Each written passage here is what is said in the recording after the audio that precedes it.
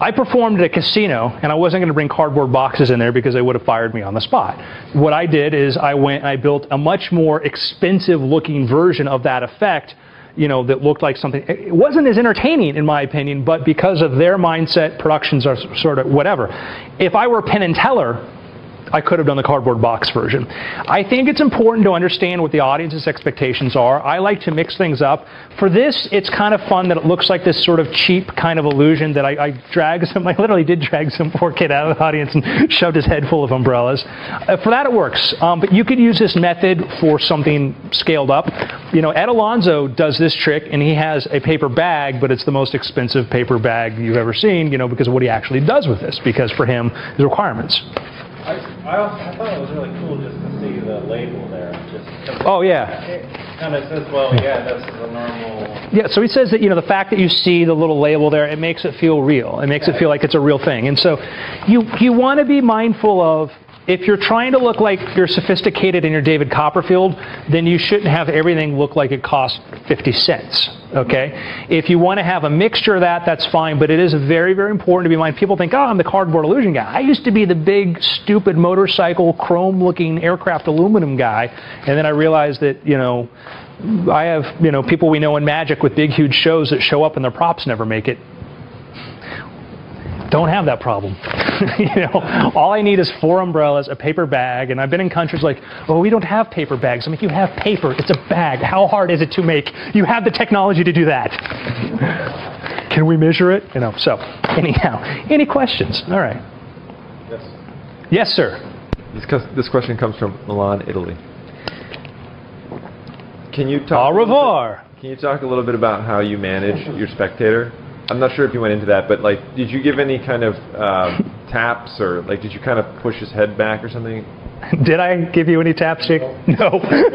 You should. You should. I counted on his fear response to help me out. In an ideal situation, you don't just pull somebody from the audience and do that. Never, ever, ever do that, because you might pull up somebody who's like claustrophobic, schizophrenic, and then he murders you on stage. Okay, and then you're a YouTube video, and we all laugh. You know.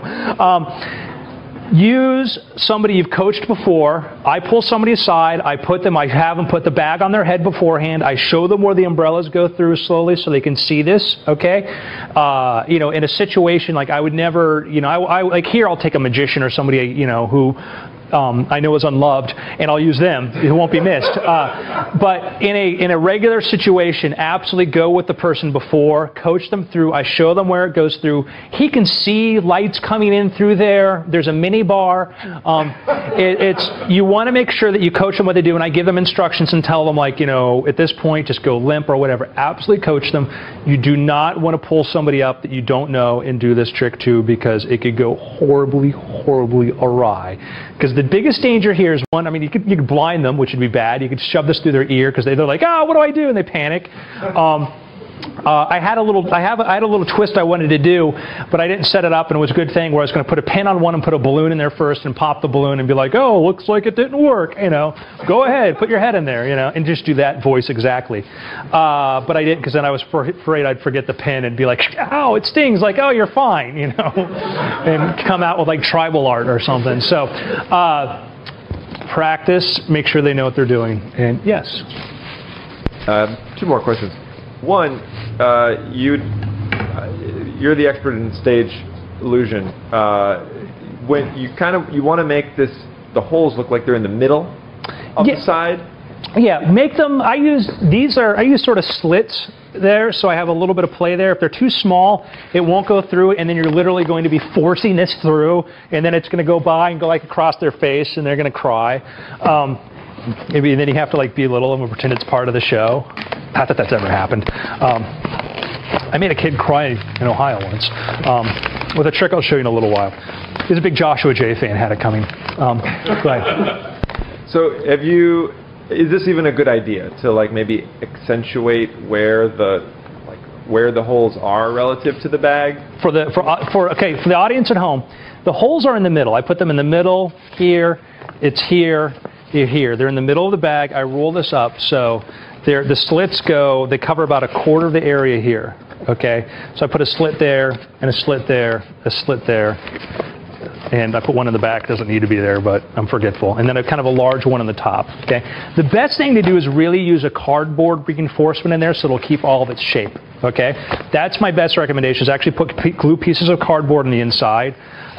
In the Extreme Brain Damage DVD, I go into like ways in which you can reinforce it and get into more detail on that. But if you use a paper bag and use a tape like this is how I've done this and go perform this when I go overseas and I forget to bring stuff with me, which I should never be saying that I'm that forgetful. I am a very lazy magician. I guess you can tell because I'm like, oh, what do I do? I know, I'll bring somebody on the stage, I'll put a bag over their head, and then what do I do? Umbrellas, you know, shove them through their head, okay? So, that's that. Yay! All right. All right. So, I've got some more magic here. I've got some goofy stuff. I've got some more. Yes, please. Okay. All right. Let's do. This is kind of fun. Are you a magician? You're not a magician. Would you come up here and help us out? Sure. What's your name? Tyler. Tyler. I don't have to stand right here, Tyler. Right? Oh, no, the T. Let's see. It's like acting. Tyler. Have you ever seen a documentary called Scared Straight? No. It's not what you think it is. They did a new version of this, and it came out like in the 80s or the 70s, like the 80s, and the idea was, yeah, you look like you can give me a little bit of attitude right there, I can tell. Like right now, I can tell the way you're looking at me. Like, you look like you might be in a gang. Are you in a gang? Yes, don't even tell me. Don't flash your gang sign, okay? You look like what we call an at-risk youth. Okay, and in Scared Straight, what they would do is they'd take these at-risk youths, and they would have my charity shirt on. Yeah, it's what you're trying. You don't fool me, okay? Come on, all right. Let's be honest here, all right? So they'd take these at-risk youths who talk back, and they would send them to a prison, and where these prisoners, these guys, these lifers, these hard cons would scare the kids. They'd be like, "You come in here, I'm gonna eat you. I'm gonna make you mine," okay? And the kids are like, "Oh, I'm going to be good now. I don't want to go to jail," you know. Ironically, like the people who made that documentary, I heard, actually got arrested for smoking crack cocaine in an airplane lavatory. So it didn't work with them. But, okay, Matt, you're in prison and like, and I know I'm not that scary, okay? Like, but you're like, all right, whatever, okay? I'll own you in a minute, okay? I'm going to educate you about what goes on in prison, okay? Okay. G. Gordon Liddy, one of the 20th century's greatest philosophers,